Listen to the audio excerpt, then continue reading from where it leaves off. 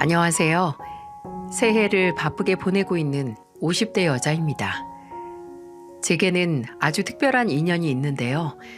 바로 그 인연으로 인해서 저희 가족에게 생긴 아주 충격적인 사건을 여러분에게 소개하고자 이렇게 사연을 보내게 됐습니다. 그 인연은 제가 25살, 지금의 남편을 만나면서 시작이 됐죠. 저희 사촌 언니가 남편과 같은 회사에서 근무 중이었는데 언니는 정말 괜찮은 남자인데 본인은 연하가 취향이 아니라고 소개시켜준 사람이었죠.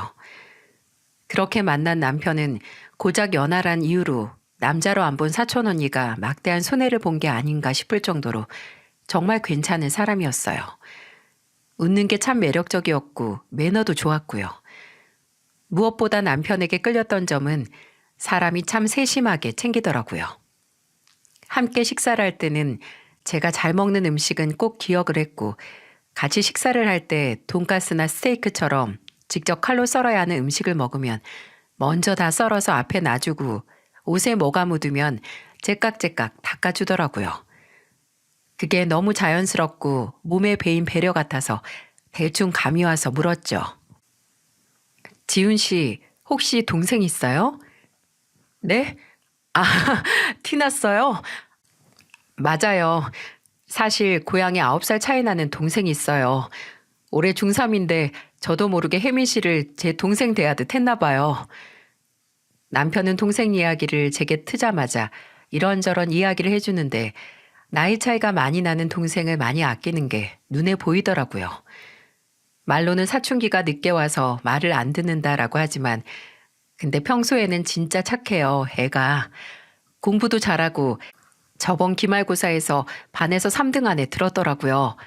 라고 말하며 자랑 아닌 자랑을 하더라고요. 그리고 남편이 그렇게 동생을 예뻐한 이유를 저도 상견례 자리에서 실감할 수 있었어요.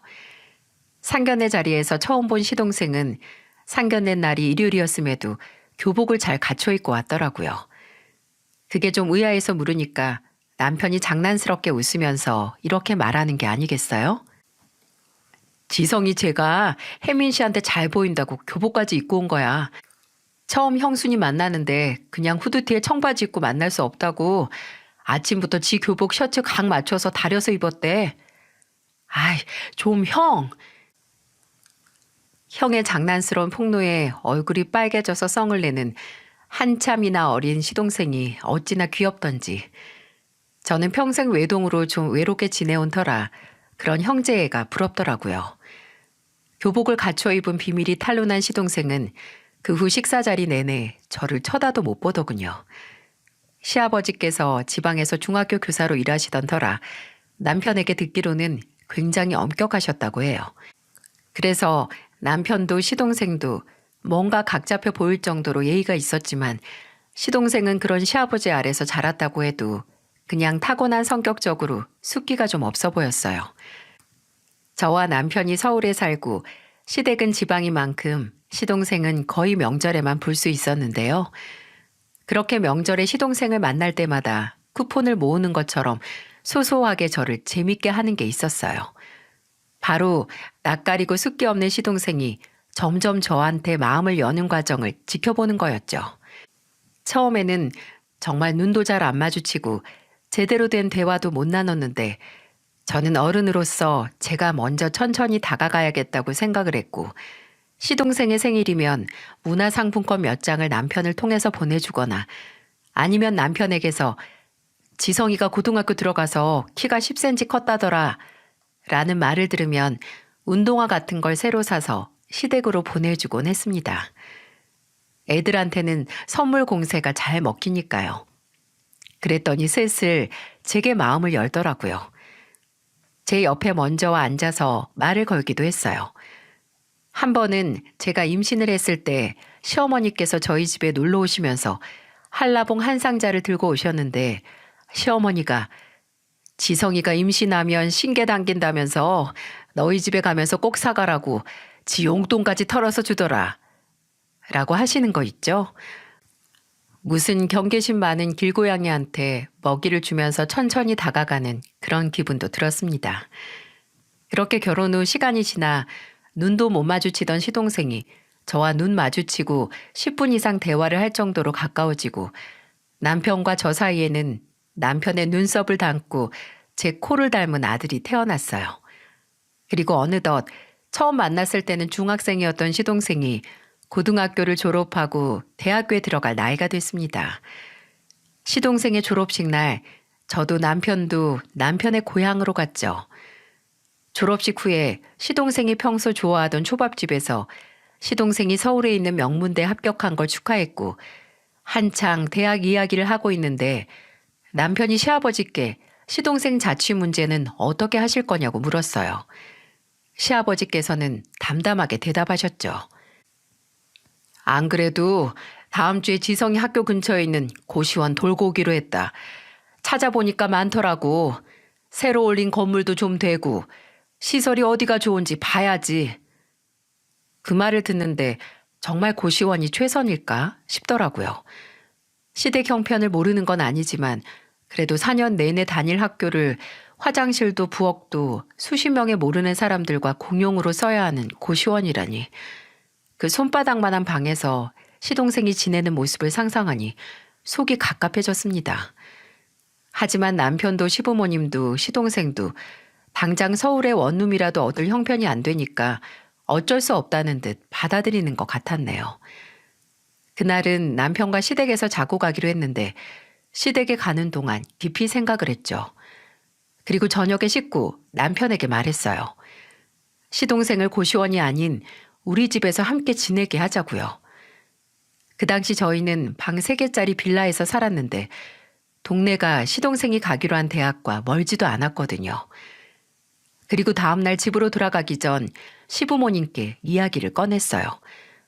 당연히 두 분 다 난색을 표하셨죠. 그렇게까지 안 해도 된다고, 요새 고시원 시설만 좋은 곳 찾으면 괜찮다고, 화장실도 방에 딸린 곳 많다고 하시면서요. 특히나 시아버지께서 저희에게 그런 폐를 끼칠 수 없다고 손까지 들어 흔들어 보이셨어요.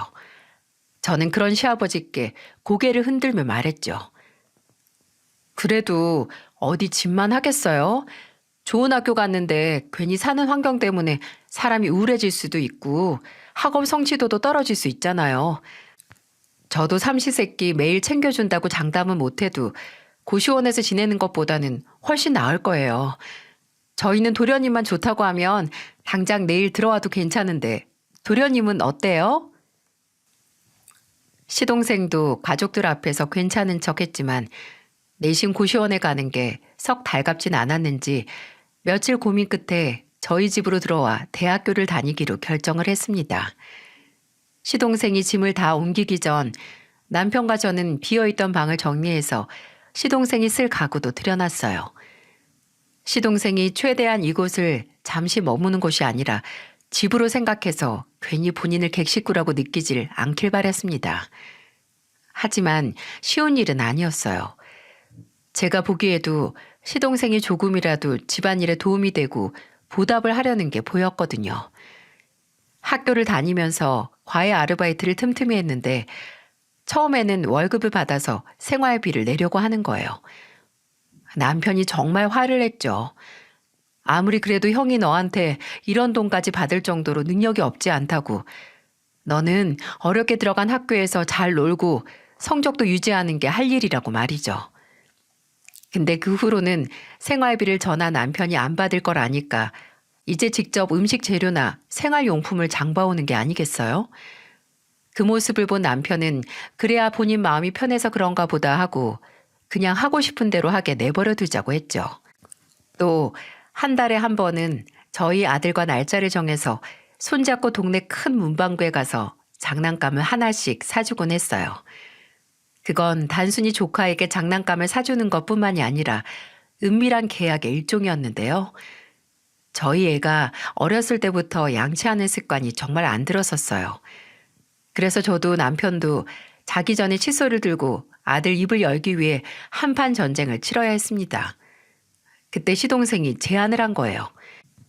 한 달 동안 매일 빠짐없이 양치를 하면 삼촌이 문구점에 가서 승우가 원하는 거 뭐든 사준다고 말이죠. 그렇게 초코맛, 딸기맛 치약도 먹히지 않던 아들은 시동생과의 약속으로 인해 밥만 먹으면 바로 화장실에 달려가 양치를 했습니다. 이렇게 시동생은 저희 집에 엄청난 도움이 됐는데 본인만 모르는 것 같았어요. 한 번은 남편이 지성이가 학교 끝나고 동기들이랑 술만 마시면 집에 안 들어오는 것 같아. 그제도 술 먹고 들어간다고 동기 자취방에서 자고 간다고 했었잖아.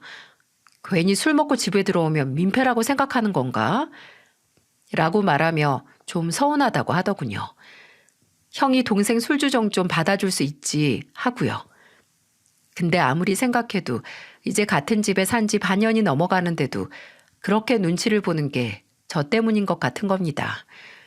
형하고 조카 그리고 형수 중에 가장 불편한 사람이 누구겠어요? 그래도 몇 년 동안 가족으로 살았지만 그래도 형수는 어렵나 보다 싶어서 괜히 시동생과 저 사이에 벽이 더 단단하고 높아진 것 같아서 씁쓸했는데 아직 그 벽이 허물어질 타이밍이 안 온 것일 뿐 불가능한 게 아니더라고요. 그날은 제가 몸 상태가 안 좋아서 밥만 안 치고 바로 약 먹고 잤거든요. 그렇게 땀 쭉 빼면서 자고 있는데 얼마나 잤는지 모르겠지만 귓가에 소음이 들리면서 눈이 먼저 떠지더라고요. 남편은 옆에서 자고 있고 휴대폰을 확인해 보니 밤 11시가 되고 있었죠. 근데 살짝 열린 방문 틈으로 진짜 미세한 빛이 들어오고 뭔가 떨그럭거리고 물소리도 살짝 들리는 게 아니겠어요? 뭐지 싶어서 푹 자서 깨어난 몸을 일으켜 나가봤더니 제가 일찍 잠에 들었음에도 불구하고 거실이 말끔하게 청소가 되어 있더라고요.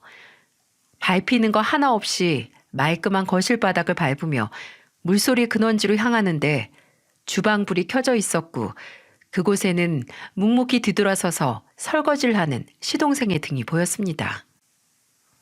도련님, 이 시간에 뭐해요? 아, 깨셨어요? 혹시 저 때문에 깨셨어요? 조용히 한다고 했는데 그릇 부딪히는 소리가 컸나 봐요.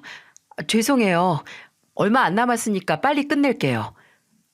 아니, 그게 아니고 혹시 거실도 도련님이 치운 거예요? 별로 할 것도 없었어요. 승우가 바닥에 장난감하고 책들만 치웠고 전 걸레질 한번 했는데요, 뭘. 아우, 도련님, 이렇게 안 해도 돼요. 내일 학교 가는 날이잖아요. 과제도 많으면서. 이 정도는 당연히 같이 사는데 저도 해야죠. 제가 먹은 그릇도 있고 저도 거실 쓰는데 형수님은 가끔 제가 아직도 중학생으로 보이시나 봐요. 걱정 마세요. 집안일을 학교 공부에 지장 갈 만큼 하진 않으니까요. 아, 그러고 보니 형수님 식사 안 하고 주무셨잖아요. 아까 나가서 즉석 죽 사왔는데 데워드릴까요? 그럼 죽은 됐고 라면이나 하나 끓여줄래요? 왜? 저번에 도련님이 친구들하고 놀러 갈 때마다 라면 당번이라면서요. 잘 끓여서. 그 소문난 라면 나도 한번 먹어보게요. 순간 내 쪽에서 시동생을 어린애 취급하고 선을 그었나 싶은 생각에 충동적으로 라면을 끓여달라고 했어요. 시동생은 알겠다고 하면서 바로 라면 끓일 준비를 하더라고요. 근데 확실히 제대로 맛을 내는 법을 아는 것 같았습니다. 대파랑 다진 마늘 볶던 기름에 물을 붓고 콩나물에 청경채, 매운 고추 넣고 확 끓인 라면은 일단 냄새부터 소주를 부르더군요.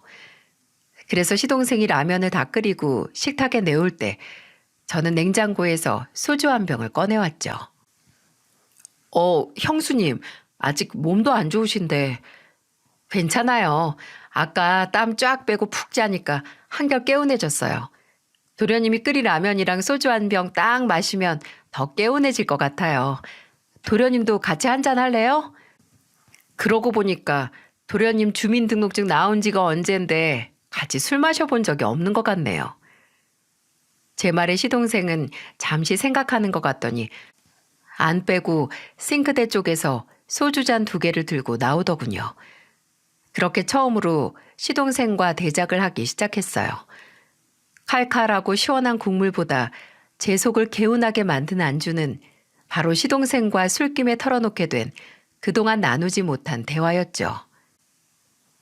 도련님은 졸업하고 세운 계획 따로 있어요?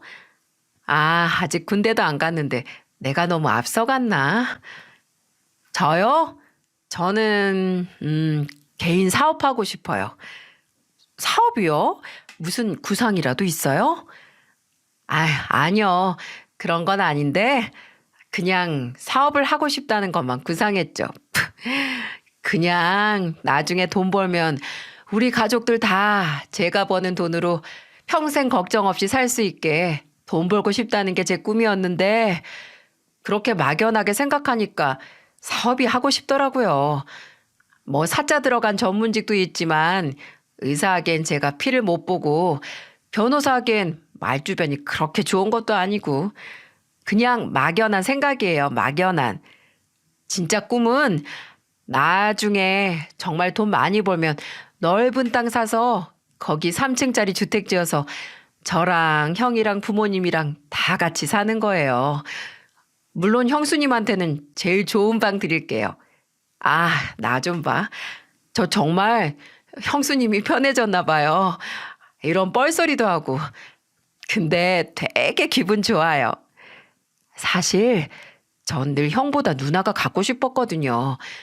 형한테는 비밀이에요. 그 양반 보기보다 잘 삐져요. 맞아요. 진짜 잘 삐지죠? 아휴, 손 많이 가게. 그래요. 이건 우리 둘만의 비밀로 해요. 결혼하고 거의 5년 만에 시동생과 진정한 가족이 된 기분이었어요. 그 후로는 서로 스스럼 없이 고민도 털어놓고 대화도 할 수 있는 그런 사이가 됐어요. 제가 남편과 싸우면 제일 먼저 고민 상담을 하는 사람이 시동생이 됐고, 시동생이 처음 여자친구가 생겼을 때 연애 코치가 바로 저였죠. 그렇게 시동생이 군대 다녀온 뒤 대학교도 졸업하고 나서 무사히 경험과 커리어를 위해 대기업에 입사를 할 수 있었는데요. 시동생은 처음 받은 월급을 모두 가족을 위해 썼습니다. 월급의 거의 절반이 되는 돈은 고향에 계신 시부모님에게 보냈고, 남편에게는 현금 20만 원이 든 새 지갑을, 그리고 제겐 향수와 함께 화장품 세트를 선물했죠. 아들은 그 당시 새로 출시된 게임기를 받았고요. 이렇게 시동생은 받은 것에 배로 마음을 갚는 사람이었어요. 본인의 성공을 절대로 오로지 본인의 노력 덕분이라고 생각하지 않고 저나 다른 가족들의 도움이 없었다면 불가능했을 거라는 걸 늘 상기시켜줬죠. 그리고 이건 시동생이 대기업에 다니다가 몇 년 후 사업을 시작했을 때도 마찬가지였어요. 시동생은 회사에서 경험을 충분히 쌓고 퇴사 후에 대학 선배와 함께 사업을 시작했는데요. 처음에는 정말 바닥부터 시작했어요. 그 선배가 사는 오피스텔을 사무실로 삼아서 그곳에서 몇 달 동안 먹고 자서 저희도 시동생의 얼굴을 보지 못한 날이 더 많았습니다. 정말 일상도 다 버리고 일만 했던 것 같네요. 그리고 다행히 그 노고는 끝내 엄청난 결실을 맺고 말았죠. 처음에는 단 둘이서 시작한 사업이 나중에는 3명, 4명까지 늘더니 이내 번듯하진 않아도 직과는 분리된 사무실을 얻고 어느새 직업 수가 10명을 넘기더라고요. 시동생은 사무실 이전 때문에 저희 집을 떠나 자취를 시작했고 저희도 시동생의 초대에 사무실에 가봤었어요. 시동생이 처음 제게 꿈에 대해 말할 때 막연하다라고 말했던 게 이제는 번듯한 사무실에 직원들을 10대 명 둔 현실로 실현된 걸 보니 저까지 현실 감각이 안 들더라고요. 아직도 이게 꿈인지 현실인지 생각을 하게 할 정도로 시동생의 사업은 엄청난 대박을 치게 됐어요. 어느 정도냐면요. 저희 아들이 중학생이었을 무렵 이사를 가야 했거든요. 그래서 여기저기 발품 팔아서 이사 갈 집을 찾고 있었는데 그때 시동생이 남편에게 이사 갈 때 보태라며 2억을 줬죠. 2천이 아니고 2억이요. 저나 남편은 놀라서 됐다고 네가 왜 그 돈을 주냐고 거절을 했습니다. 근데 시동생은 오히려 본인이 정색을 하며 그러더라고요. 형, 이 정도도 나한테 도움 안 받으면 나 정말 무시하는 거야. 나 예전에 교복 입고 게임하던 어린애 아니야. 나 가족한테 이 정도 돈 줄 수 있을 만큼 성공했고 그리고 그 성공이 누구 덕인지 잘 알 정도의 머리는 있어. 형은 그때 형이랑 형수님이 나한테 같이 살자고 안 했으면 내가 이 정도의 돈 벌었을지 장담할 수 있어? 내가 받은 거 갚는 것뿐이야. 그리고 앞으로도 갚을 거고. 그러니까 내 은인 같은 형수님 모시고 조금 더 넓고 좋은 집으로 이사 가서 승우하고 같이 살아. 승우 이제 고등학교 가면 동네도 얼마나 중요한데. 그 말을 듣고도 차마 돈을 안 받을 수 없더라고요. 그 돈은 고마움의 표시이기도 했지만 아마 시동생이 가족 구성원으로서 저희에게 보인 자존심이기도 했을 겁니다. 그렇게 시동생의 도움으로 저희는 살기 좋은 지역의 아파트를 대출을 껴서 매매할 수 있었어요. 그리고 시동생은 정말 저희에게 2억이란 거금을 턱 내놓고도 전혀 문제가 없을 정도로 승승장구했죠. 성격, 능력, 뭐든 빠지지 않고 완벽했지만 굳이 따지면 40이 넘어서까지 혼자였던 점이었을까요? 원래 20대 후반부터 30을 통째로 본인 회사에 투자했기에 누굴 만날 시간이 없긴 했지만 그래도 시동생이 결혼 생각이 아예 없는 사람은 또 아니었거든요. 언제나 빨리 형처럼 좋은 가정을 꾸리고 싶다고 하고 더 나이 들기 전에 장가가서 아들, 딸 2명은 낳고 싶다고 하기도 했고 농담으로 저나 남편에게 사람 좀 소개시켜 달라고 하기도 했고요. 그렇다고 일을 제외하고 사적으로 밖에 돌아다니면서 사람을 만나는 성격도 아니었네요. 주말마다 저희 집에 놀러와 저녁을 함께 먹거나 아니면 시동생이 본인 집으로 초대해 이런저런 요리를 해서 대접했는데 그럴 때마다 제가 진담 반 농담 반으로 도련님, 언제까지 나한테 도련님 소리 들을래요? 쉰 되기 전에는 서방님 칭호 얻어야 하는 거 아니에요? 주말까지 형하고 노니까 팔자에 여자가 있어도 생길 틈이 없죠. 나가서 또래랑 좀 만나요. 라고 했어요. 그럼 시동생은 박장대소를 하면서 그러게 말입니다, 형수님. 이러다가 할아버지 돼도 도련님 소리 듣겠어요. 저보다 승우가 먼저 장가가는 건 아닌지 몰라요? 라고 했죠. 다행히 시동생은 저희 아들보다는 일찍 결혼을 했습니다. 근데 진짜 다행이었는지가 문제죠. 시동생이 40 초반에 결혼할 여자라고 저에게 소개한 여자는 160cm 후반의 키에 늘씬한 몸매, 웃는 모습이 너무 싱그럽고 예쁜 사람이었어요. 왜 그 사람이 웃으면 나도 모르게 따라 웃는 미소를 갖고 있는 사람 있잖아요. 근데 처음 만나는 사람이 뭔가 낯익어서 만나는 내내 어디서 봤지? 하고 있는데 아니나 다를까 동서의 직업이 TV 광고 모델이었더라고요. 주로 케이블 채널 홈쇼핑 모델로 활동했는데 동서가 형님, 이게 제가 활동했던 사진이에요. 하고 보여주는 사진에 예전에 제가 홀린 데 샀던 자켓 화보도 있더라고요. 그걸 보면서 와, 우리 집안에도 방송물 먹은 사람이 들어오는구나 라는 생각에 연예인 보는 듯 신기하기도 했고 또 애교 많고 부친성 좋고 심지어 외모, 능력 다 되는 동서를 보고 저희 시동생이 드디어 제 짝을 만났구나 하는 생각에 흐뭇하기만 했네요. 근데 단 한 가지 좀 마음에 걸리는 게 있었는데 그때는 그냥 제 착각이겠거니 했어요. 뭔가 동서가 선을 긋는 듯한 겁니다. 사람이 그런 느낌이 있잖아요. 뭔가 대화 중간중간 선을 딱 긋는구나. 뭔가 개인주의적이다 싶은. 근데 오래된 사이도 아니었고 사람이 다 본인만의 스타일이 있으니 그러려니 했어요. 근데 불행하게도 이 그저 느낌뿐인 제 감상은 앞으로 일어날 대형 사고의 전조 단계였습니다. 시동생은 결혼 후 동서가 원하는 지역으로 옮겨서 신혼생활을 시작했어요. 원래는 저희 집에서 가까운 동네여서 얼굴도 종종 봤었는데 그러질 못해서 서운하다 싶다가도 그래도 무소식이 희소식이겠지. 둘이서 잘 살았으면 좋겠다 싶더라고요. 시동생도 원체 일이 바쁜 사람이고 동서도 생기니까 사생활이 중요해져서 거의 명절에만 만나는 사이가 됐지만 그만큼 오랜만에 얼굴 보면 더 애틋하더군요. 동서도 저나 시부모님에게 참 싹싹하게 잘 다가오고 이건 뭐냐, 저건 뭐냐, 궁금한 것도 많고, 뭘 하면 본인이 거두려고 나서기도 잘하더라고요. 무엇보다도 시동생이 신혼 시절 얼굴이 확 핀 게 눈에 보여서 다행이다 싶었습니다. 근데 그것도 몇 년 가지 않았어요. 시동생이 결혼하고 3년이 지나고 4년이 지나도 어쩐지 임신 소식이 들려오지 않는 겁니다. 물론 제가 알 바 아니고 당사자 둘의 일이지만 결혼 전부터 시동생이 신혼집 리모델링 할 때 다른 방들보다 아이방 먼저 만들 정도로 얼마나 빠르고 간절하게 아이를 원했는지 알기에 신경이 쓰일 수밖에 없었어요. 하루는 남편이 시동생에게 어째 좋은 소식이 안 들려온다? 라고 물으니 시동생이 정말 좀 심각한 표정으로 그러더라고요. 안 그래도 시도를 안 하는 건 아닌데 몇 년째 소식이 없으니까 나도 불안해. 아무래도 내가 나이가 많으니까 나한테 문제가 있는 건 아닐지. 만약 그렇다면 민주한테 미안해서 어떡해? 민주도 나만큼 아이를 원하는데.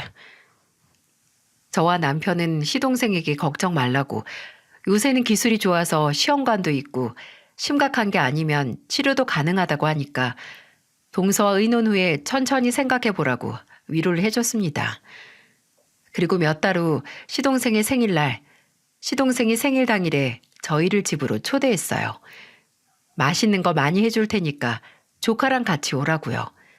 그래서 평소 운동을 좋아하는 시동생을 위해 운동복 몇 벌을 사서 갔죠. 요리를 좋아하는 시동생은 뭐 감바스니 샐러드 파스타니 하는 온갖 음식을 만들어 놓고 저희를 기다리고 있었는데 동서가 안 보이는 거예요. 들어보니 점심에 같이 케이크에 촛불 켜고 친정에 갔다고 하더군요. 뭔지 모르게 살짝 불편한 마음을 애써 감추고 시동생이 차려준 음식 먹고 이런저런 대화를 나누는데 새 컵이 필요해서 제가 싱크대 쪽으로 갔거든요. 근데 살림해보신 분들은 아실 거예요. 인덕션 겉에 두껍게 코팅될 정도로 쌓일 기름은 하루 이틀 사이에 생기지 않는다는 것을요. 주방 안쪽에 들어가자마자 인덕션 주변에 덕지덕지 눌러붙은 기름과 심지어 착색까지 된 게 주방 청소를 오랫동안 안 했나 싶더라고요. 그리고 냉장고에서 음료수를 꺼내려는데 점심에 생일 케이크에 초를 붙였으면 케이크가 남아있어야 하는 거 아닌가요? 그런데 냉장고를 포함해서 주방 어디에도 케이크 상자를 보지 못했어요. 불편한 생각은 작아질 줄 모르고 점점 짙어져 가는데 그 생각에 활용점정을 찍는 걸 목격하고야 말았습니다. 화장실에 가다가 방문 하나가 열려 있어서 생각 없이 눈길이 가서 보게 됐는데 와, 저는 혹시 동서가 야반 도주를 했나 싶더라고요. 드레스룸으로 보이는 방 안에는 방금 좀도둑이 들어와서 물건을 뒤졌다고 해도 믿을 정도로 엉망이었어요. 저는 시동생과 몇 년 함께 살면서 이미 생활 패턴을 잘 알잖아요. 엄격한 시아버지의 영향으로 군대 가기 전에도 늘 정리정돈이 몸에 배어있는 스타일이었는데 필히 이 엉망진창의 원인은 동서구나 싶었죠. 정신이 빠진 얼굴로 너저분한 방을 보고 뒤돌아서려고 하는데 그때 드레스룸 구석에 있는 가득 쌓인 쓰레기통에 아래에 떨어진 무언가가 제 눈에 들어왔어요. 핑크색으로 보이는 포장지. 그건 저도 잘 알고 있는 거였어요. 바로 피임약이었습니다. 총 24알이 들어있는 알루미늄 포장이 텅 비어서 쓰레기통 아래에 떨어져 있던 거예요. 떨어져 있는 건 분명 쓰레기 맨 위에 있다가 떨어진 걸 테니 버린 지 얼마 안 됐다는 거고 꽤 오래 최근까지 복용을 했던 거죠. 순간 한쪽에서는 시동생이 혹시 본인 몸에 문제가 있어서 임신이 안 된다고 걱정을 하는데 다른 한쪽에서 동서는 피임약을 복용 중이었던가 하는 생각에 별의별 상상을 다 하게 됐어요. 정말 몇 날 며칠 이걸 그냥 모른 척 넘어가야 하나 아니면 무슨 말이라도 해야 하나 고민을 했습니다. 그리고 끝내 동서에게만이라도 말을 해봐야겠다 싶었어요. 그래서 하루 날을 잡고 동서와 식사를 같이 하자는 핑계로 만나 이야기를 했습니다. 혹시 임신 생각이 전혀 없냐고요. 저요? 저도 당연히 한시라도 빨리 아이 갖고 싶죠. 그 사람 나이도 있는데. 동서, 내가 본 게 있고 또 걱정이 돼서 그러니까 기분 나쁘게 듣지 않았으면 좋겠어. 내가 저번에 서방님 보러 동서 집에 갔다가 버린 지 얼마 안 된 피임약을 봤거든? 임신 문제야 당연히 부부의 일이고 삼자 개입 없이 둘이서 상의하는 게 맞는데 동서도 알잖아. 서방님이 얼마나 아이를 원하는지. 근데 안 생기니까 혹시 본인 몸에 문제가 있는 건 아닐까 엄청 걱정하고 있어. 동서한테도 미안해하고. 동서가 만일 아이를 갖고 싶지 않아서 약을 복용한 거면 지금이라도 솔직하게 서방님한테 털어놓고 상의를 해. 끝을 내든 의견을 조율하든 이대로 서방님이 본인 탓만 하면서 괴롭게 만들지 말고. 아, 우리 형님이 걱정하셨구나. 사실 이번 달에 제가 약을 먹은 건 맞아요. 회사에서 좋은 광고 제의가 들어왔는데 그게 촬영이 6개월 후라서 지금 아이가 생기면 물거품이거든요. 저도 그 사람이 아이를 얼마나 원하는지 아니까 지금은 당장 때가 아니라고 하면 상처받을까 봐 걱정돼서 말 못했던 거지. 다른 생각은 없었어요. 걱정 마세요. 이 광고만 끝나면 정말 아이 가질 거예요. 그러니까 걱정 마세요. 우리 형님이 어린 서방님 생각하는 건 알아줘야 한다니까. 그리고 동서의 말을 더 이상 의심하지 못했던 게 정말 반년 후 동서는 임신 소식을 알려왔습니다. 그 말이 정말이었다는 안도감이 몰려왔죠. 시동생은 사업을 하고 첫 대형 거래를 성사했을 때보다 기뻐서 어쩔 줄 몰라 했어요. 그래도 퇴근 시간이 7시는 됐던 사람이 동서가 임신 후에는 5시에 조기 퇴근해서 집으로 가 혼자서 집안일 싹 다 하고 남은 시간은 동서 수발을 들면서 재택근무를 하더라고요.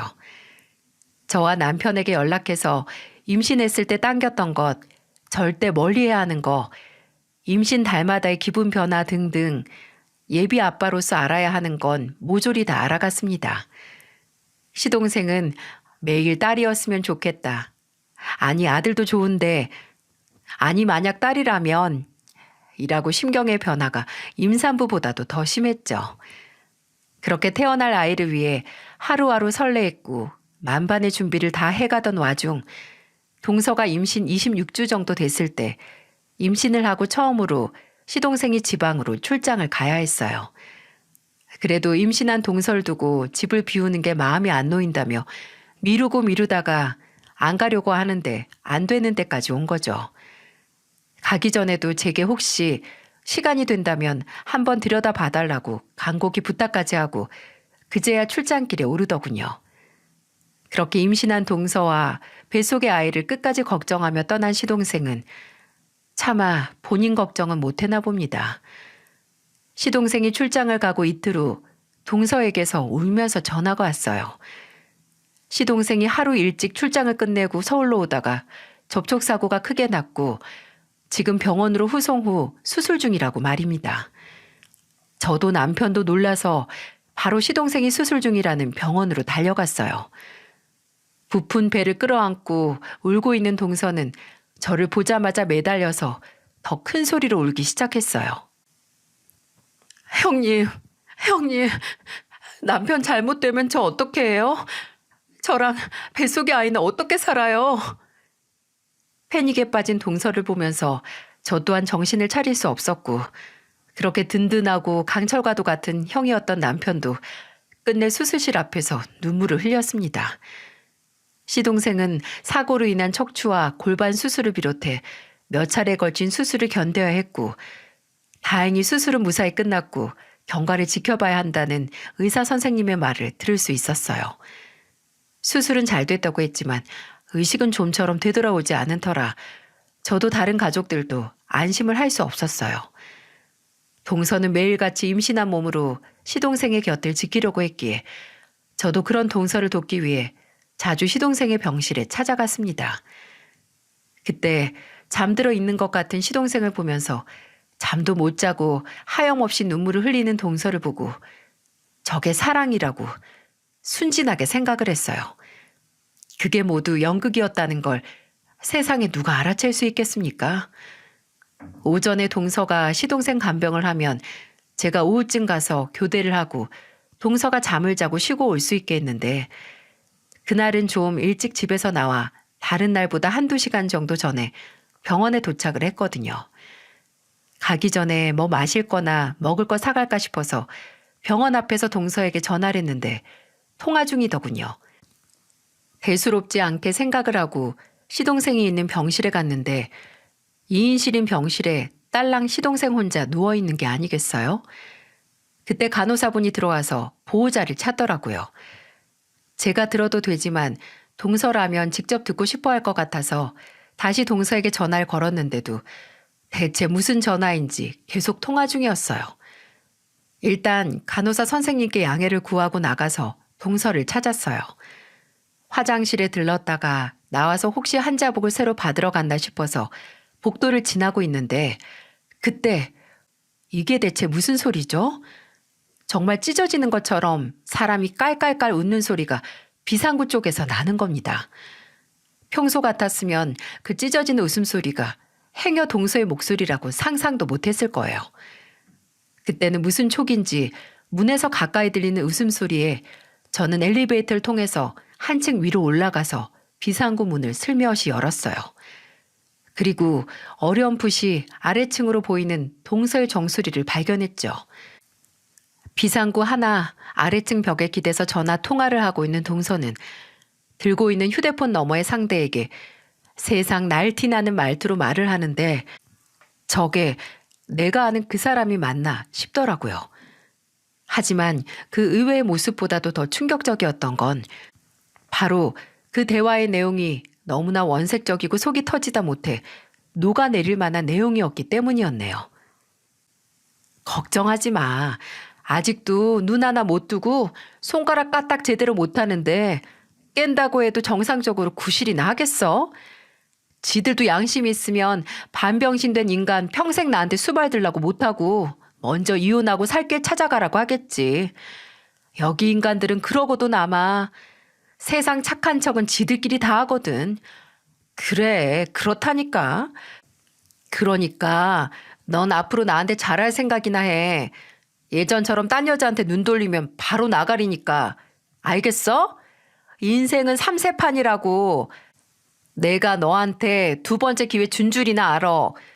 그거면 다야? 내가 돌아가면서 반병신 된 인간 재산도 가져갈 테니까 나 잘 모시고 살 준비나 하셔. 어? 아, 그래.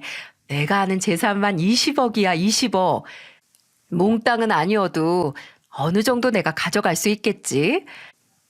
뭐, 못 깨어나면 몽땅이지만. 이게 사람이 할 수 있는 대화인가요? 여기서 반병신은 누구고 착한 척하는 인간들은 누구인지 감이 오시죠? 착하고 애교 있던 동서는 사실 품 안에 독을 품고 있는 저열한 독사였던 겁니다. 당장 동서가 듣는 귀 상상도 못하고 떠들고 있는 말들을 듣는 것만으로도 후들거리는 다리를 다잡느라 차마 녹음을 하지 못했어요. 그리고 당장 이게 대체 무슨 말이냐고 제가 뛰어든다고 해도 몇 년 동안 저런 모습을 감추고 산 인간이 얼마나 연기를 잘하겠습니까? 그래서 일단 그날은 가만히 잠자코 있었고 뒤에서 저 독사의 독을 몽땅 뽑아내 잡을 계획을 세웠어요. 원래 여우를 잡기 위해서는 여우가 되어야 한다고 하잖아요. 저는 흥신소를 찾아갔습니다. 사무실에서는 성금만 바로 준다면 지금이라도 탈탈 털어줄 수 있다고 걱정 말라고 장담하더군요. 저는 바로 현금으로 성금을 치렀고 그렇게 2주 뒤에 흥신소 직원은 저희한테 정말 잘 찾아오신 거예요. 라고 하면서 2주 동안 본인들이 쓸어모은 증거들을 제게 보여줬죠. 이건 둘이서 손잡고 가다가 주차장에서 같은 차 타고 나오는 사진이랑 동영상, 그리고 이건 같은 아파트 들어가는 거. 이 아파트가 이 남자가 사는 아파트인데 혹시 동서란 사람이 이전에 사실혼 관계 남자가 있다는 건 의뢰인분이나 가족분들은 알고 계셨어요? 같이 거의 10년을 동거하면서 살았던데요. 혼인신고한 자료는 안 남았어도 사실로는 확실해요. 거기 있는 건물 관리자 한 명이랑 청소하는 여사님은 아직도 이 여자를 기억하고 있더라고요. 몇 년 동안 안 보여서 1202호 남자랑 이혼했나 했는데 한 2년 정도 전에 다시 보인다고 별거 하다가 합친 것 같다고요. 제정신이라면 아마 그 당시 제가 듣고 본 증거들을 믿지 못했을 거예요. 저도 머리가 어지러질 정도의 정보들을 제 스스로 받아들이기까지 엄청난 노력을 해야 했으니까요. 하지만 제가 몇 번 눈을 깜빡거리고 고개를 저어도 증거는 달라지지 않았습니다. 저는 그날 바로 제가 받아온 증거들을 남편에게 보여줬어요. 남편은 저보다도 더 받아들이기 힘들어했어요. 이럴 수가 없다고, 당장 사고도 감당하기 힘든데 내 동생한테 이런 일이 일어날 수 없다고 말입니다. 저는 반년도 훨씬 전에 제가 피임약을 발견했을 당시 이야기를 했고, 동서가 바람을 피우느라 임신을 늦췄을 것 같다라고 말하니 남편은 그때부터 점점 사실을 받아들이기 시작하더라고요. 마음 같아선 당장 시동생 곁에서 세상 열려인 척 희생하는 척하는 동서를 끌어내서 아작을 내놓고 싶었지만, 혹시 그 전에 눈치채고 그 바람 피운다는 남자와 야반도주라도 할까 싶어서 일단 토끼를 토끼굴로 모으는 것 마냥 저희 부부의 덫으로 부르기로 했습니다. 남편이 동서에게 전화를 걸어 요새 동생 보느라 많이 힘들지 않냐고, 안 그래도 몸 관리 잘하고 안정 취해야 하는데 내일 집에 오면 재수 씨가 좋아하는 해물찜이랑 간장 새우랑 해서 밥을 같이 먹자고 초대를 했죠. 동서는 그저 그 착한 척하는 인간들이 또 착한 척한다고 생각했는지 바로 걸려들더군요. 그래서 병원에는 급하게 구한 간병인을 보내놓고 셋이서 이 중 한 명에게 마지막이 될지도 모르는 만찬을 했습니다. 동서가 저희 집에 오고 한동안은 그 독사가 마음껏 처먹는 꼴을 지켜봤습니다. 그래도 임산부인데 배도 안 채우고 작기 미안하잖아요. 어느 정도 다 먹어갈 때쯤 남편이 먼저 넌지시 말을 꺼냈어요. 재수 씨, 요새 많이 힘들죠? 몸도 무거운데 아픈 사람 간병하느라. 그냥 평범한 사람도 몸이나 정신적으로 어려운 일인데 정말 고생이 많아요. 아휴, 뭐 그렇게까지 힘들지 않아요. 제 남편이고 제 가족인데 당연한 거죠. 그래도 참 가족이어도 대가 없이 이렇게 순수한 마음으로 봉사할 수 있는 게 어렵잖아요. 아니지, 재수 씨 같은 경우에는 20억이나 보장받으니까 당연한 건가? 네? 20억이요? 무슨 20억이요? 반병신 어차피 깨어나도 반병신일 테니 재산의 일부분은 본인 거고, 운 좋아서 못 깨어나면 몽땅 본인 거라고 좋아서 떠들었다며? 왜 시침이야? 남편은 침착하게 말하자는 저와의 약속도 있고 화를 참지 못해 폭발하고 말았어요. 그리고 바로 동서에게 증거 자료를 던졌어요. 동서는 여기저기 그 사실혼이었다는 남자와 본인이 여기저기서 찍힌 사진을 떨리는 눈동자로 살피더니 급하게 변명을 하기 시작했어요. 이게 사실은 형님이랑 아주버님께서 이거 보고 무슨 생각하실지 아는데, 사실은요. 동서, 괜한 변명하지 말고 사실이나 말해. 우리도 어느 정도 다 알고 지금 동서 부른 거니까 헛수고할 생각하지 말고. 일단 그 언제 태어나도 안 이상할 정도로 큰 뱃속의 아이, 누구 아이야? 정말 우리 서방님 애야? 아니면 같이 10년은 살았다는 이 남자애야? 형님, 아무리 그래도 그렇지 어떻게 그런 걸 물으세요? 이 아이는 제 남편애 맞아요. 진짜 누굴 머저리 취급하는 거야? 동서 말처럼 우리가 착한 척 할진 몰라도 머리가 동서처럼 비어있는 건 아니거든? 그렇게 약 먹어서 서방님의 임신 안 하려고 했던 사람이 왜 갑자기 애 생겼다고 했겠어? 10년 동안 동거하면서 정든 남자 애 생긴 거라서 못 지운 거 아니야? 아니라니까요. 그리고 막말로 지금 당사자인 남편은 병원에 누워서 정신도 못 차리고 있는데 왜 형님이랑 아주버님이 난리세요? 진짜 오지랖이 태평양이네요. 제가 바람을 피웠든 이 애가 누구 애든 그건 저랑 남편이 알아서 할 일이죠. 이렇게 제3자가 끼어들어서 사람 죽일 듯이 닥달할 게 아니라. 그 순간 이건 우리 일이라는 말이 어찌나 화가 나는지 저는 동서가 임신했다는 사실도 있고 저도 모르게 뺨을 올려붙였습니다. 근데 그때 뺨을 맞은 충격 때문인지 한꺼풀 덮여있던 동서의 두꺼운 낯짝이 벗겨진 것 같았어요. 동서는 악을 쓰면서 제게 휴대폰을 들어보이면서 말했죠. 이게 어디서 손을 들어? 나 모델이야, 이 추녀야. 넌 낯짝이 두들겨 맞든 아니면 피장파장 다를 게 없는지 모르지만 나는 이게 내 밥벌이고 내 자산이란 말이야. 근데 감히 그 재산에 손을 대? 그래, 어디 한번 그 대가 치러봐라. 너 내가 가만 안 둬. 경찰에 확 고소할 테니까. 고소해라, 고소해.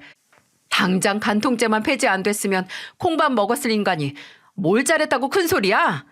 그리고 네 재산? 그거 어차피 시간만 지나면 똥값 될 거다. 특히나 너같이 인성이 썩어 빠진 애는 그 썩은 인성에서 나는 악취가 밖으로 나와서 밖에 껍데기도 오염시킬 테니까 어디 서방님하고 이혼하고 혼자서 썩은 껍데기 두르고 잘 살아봐라. 그 썩어 빠진 껍데기 덕분에 저는 처음으로 경찰 조사를 받았네요. 참 새로운 경험은 동서라는 인간 때문에 다 해봤습니다. 동서는 눈에 보이는 증거에도 끝까지 시동생이 사고가 난 후에 잠깐 예전 남자를 만난 것뿐 아무 사이도 아니고 뱃속의 아이도 시동생의 아이라고 했지만 그럼 혈액 검사를 통해 유전자 검사를 하자는 저와 남편의 의견은 반색을 하면서 못하겠다고 하더군요. 본인의 무고함을 증명할 수 있는 방법을 거부하다니 죄가 없다면 과연 이랬을까요? 참으로 씁쓸하고 슬펐던 건 그 사건 후 시동생이 깨어났을 때 시동생에게 이 사실을 알리니 시동생이 크게 놀라지 않았다는 겁니다. 저도 남편도 막 깨어난 지 며칠이 안 돼서 아직 현실이 구분이 안 가나 했는데 사실 동서가 누굴 만나고 있다는 느낌은 임신 소식을 듣기 이전에 본인도 느끼고 있었다는 거예요. 근데 곧바로 동서가 임신 소식을 알려왔고 시동생은 그 임신이 어쩌면 이런 의구심을 잠재우고 다시 새 출발을 할 기회가 아닐까 싶었대요. 그래서 더 태어날 아이만을 생각하며 살았는데 이렇게 사고가 나서 죽었다 살아나서 듣는 소리가 아내가 외도를 했고 뱃속의 아이도 본인 아이가 아닐 가능성이 있다는 말이라니 본인이 너무 바보 같고 절망스럽다고 하더군요. 생사의 고비에서 살아난 시동생이 바로 이런 일을 겪어야 하는 게 안타깝고 화가 났어요. 물론 그 분노의 대상은 동서였고요. 동서는 거짓말 조금 보태서 출산을 위해 수술대 위에 눕기 직전까지 이 아이는 시동생의 아이라고 외쳤을 겁니다. 그 전까지 저와 남편의 감시와 만류에도 어떻게든 시동생이 있는 병원에 찾아와 당신 아이 맞다고 난동을 부려서 병원 경비에게 끌려서 쫓겨났었거든요. 시동생은 그 꼴을 보고 침착하게 그래도 바람을 피운 건 맞지 않냐고 아이가 태어나면 그때 이야기하자고 했었죠. 그리고 출산 당일 결과는 어땠을 것 같나요? 동서가 아무리 무고하다 외쳐도 시동생은 이혼 소송을 진행했기에 친자 검사를 할 수밖에 없었는데 아이는 당연히 시동생의 아이가 아니었어요. 10년 동거한 그 남자의 아이일 확률이 높아진 거죠. 이제와 생각해보면 동서도 태어난 아이 친아빠가 누구인지 도박을 한 건 아닌가 싶어요. 동시에 두 남자를 만나고 있었으니 본인도 헷갈릴만 하죠. 시동생은 병원에서 재활 치료를 받으면서 이혼 소송을 진행했고 다행히 동서가 외도를 했다는 명확하고 숨쉬는 증거가 있었기에 이혼은 복잡하지 않게 끝났습니다. 재판장에서 동서는 시동생에게 아이는 아이 아빠에게 맡길 테니까 제발 다시 생각해보라고 매달렸다고 해요. 근데 그걸 듣고 알겠다고 할 모질이가 얼마나 있을까요? 시동생은 가차없이 동서, 아니 그 동서였던 그 머저리를 거의 무일푼으로 집에서 쫓아냈죠. 이건 여담인데 나중에 흥신소에서 추가 정보를 구해와서 제게 연락을 해왔었어요. 제가 흥신소에 의뢰를 하면서 동서의 결혼식 사진을 보여준 적이 있었는데 직원의 조사에 따르면 그 사진 속 동서의 부모님이 동서의 진짜 부모님이 아니라는 겁니다. 무슨 말인고 하니 동서가 따로 구한 대역 아르바이트 배우였다는 거예요. 원래 친정도 저나 시동생에게 말했던 동네가 아니라 한참 떨어진 경기도 외곽 지역이었고 그곳에서 홀어머니가 혼자 사신다고 하네요. 몸이 불편하셔서 집 밖으로도 잘 못 나오신다고요. 진짜 허언증이 심한 사람은 그 거짓말을 본인이 진실인 것 마냥 찰떡같이 믿는 걸 넘어서 아예 그 거짓말로 꾸며진 세상을 본인이 만들어서 그곳에 산다는데 동서가 딱 그 꼴이 아닌가 싶습니다. 마음 같아서는 저와 가족 시동생도 동서였던 인간을 고소해서 지옥을 맛보게 해주고 싶지만 변호사는 위자료 소송 빼곤 마땅히 형사 고소할 건덕지는 없다고 했고 시동생은 재산 분할과 그 상대 남자에게 위자료 소송을 해서 돈을 받아내는 걸로 마무리를 지어야 했습니다. 성엔 차지 않았지만 나중에 혼자 아이 키우면서 분유값도 얻고 기저귀도 쓴 걸 잘라서 또 쓴다고 시동생에게 연락을 해서 돈 좀 보내달라고 매달리는 동서의 소식을 들으니 본인이 판 무덤에 들어가 스스로 지옥을 마땅히 겪고 있는 것 같더라고요. 이혼 후 그 남자하고 사는 건 아닌가 했는데 홀어머니가 사시는 친정으로 갔다는 걸로 봐선 그건 아닌가 봐요. 아마 그 여자가 사고가 난 시동생에게서 어떻게 해서든 돈을 뜯어내 그 남자랑 재결합을 하려고 했는데 무일푼으로 쫓겨났으니 그 돈이 없는 걸 알고 그 남자도 여자를 버린 건 아닌가 싶네요. 그 여자는 시동생을 뜯어내려고 했고 그 남자는 역으로 그 여자에게서 돈을 뜯어내려고 했고 참으로 더러운 순환고리가 아닌가 싶습니다.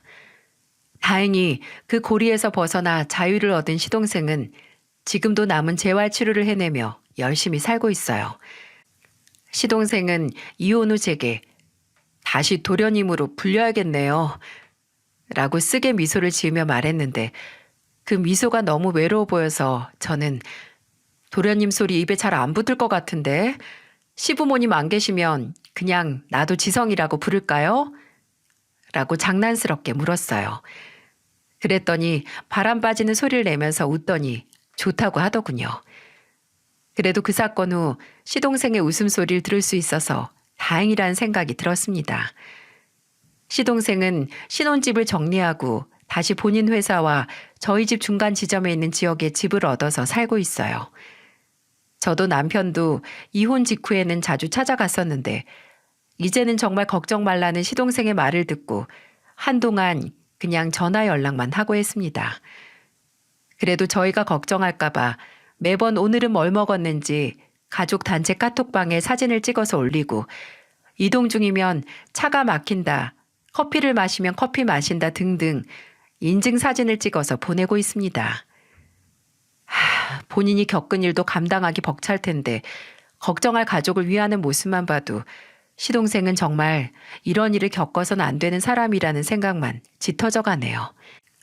아까도 이 기억을 짜내가면서 사연을 써내려 가는데 시동생이 문자를 보냈더라고요. 저녁 뭐 먹을지 골라달라고요. 제육볶음이랑 부대찌개 중 골라달라고 해서 집에 그것보다 맛있는 감자탕이 있으니 먹고 가라고 했네요. 솔직히 말하면 결혼을 하고서도 시동생은 제게 종종 교복을 입고 고개도 못 들던 어린애처럼 느껴질 때가 많았어요. 근데 이제는 큰 인생의 파도를 스스로 묵묵히 넘는 어른이라는 느낌이 커졌습니다. 하지만 혼자의 힘으로 그 큰 파도를 이겨낼 수 없을 테니 저도 다른 가족들도 옆에서 끝까지 남아서 힘을 줘야겠죠. 부디 이 사연을 듣는 많은 분들이 딱 한 번씩이라도 파도를 넘는 제 시동생에게 응원하는 따뜻한 마음을 보내주셨으면 좋겠습니다. 세상 모든 일은 혼자만의 힘으로 해결되는 게 없으니까 저도 구독자 여러분이 그 어떤 인생의 파도가 와도 그 파도를 오히려 즐기고 손쉽게 넘길 수 있도록 기도하겠습니다. 모두 감사합니다.